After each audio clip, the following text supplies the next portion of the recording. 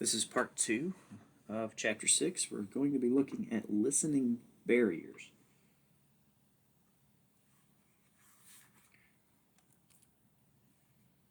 As the term implies, listening barriers are just things that get in the way of our being able to listen and understand. Another way to look at this is just an example of noises that we covered in chapter 1 during our discussion of the communication process.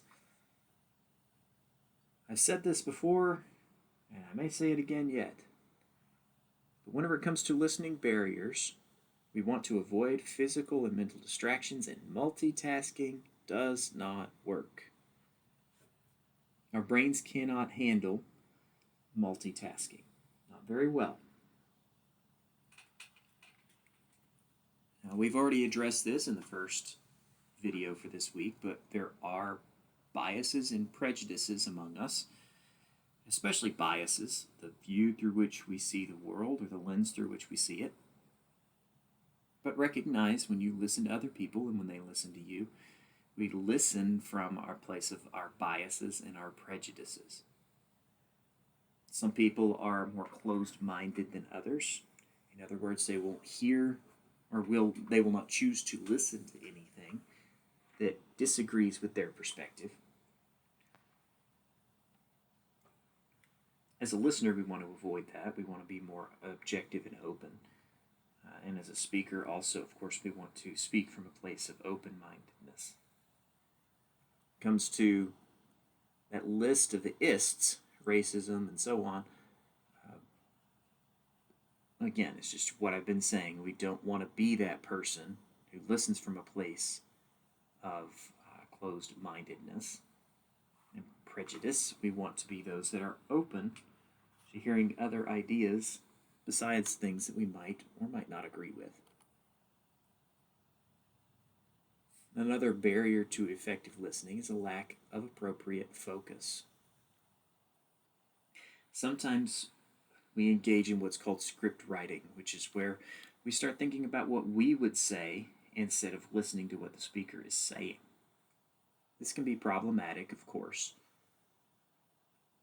because if you're thinking about what you would say, either in response to what the speaker is saying or instead of what the speaker is saying, you're obviously no longer engaged in the listening process. You can't understand them while you're thinking about what you would say instead.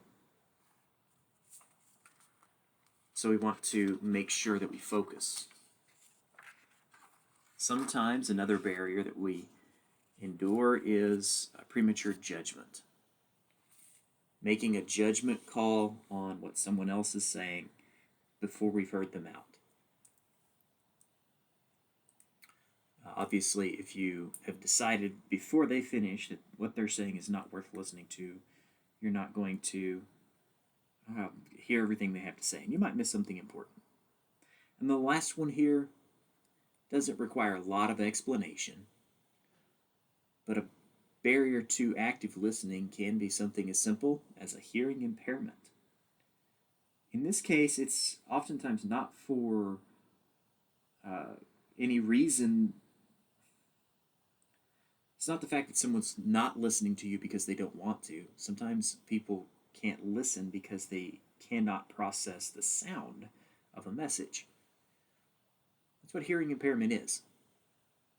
And so when talking to someone who has hearing impairment, recognize that that is a barrier that must be overcome and do what you can to accommodate that. If you are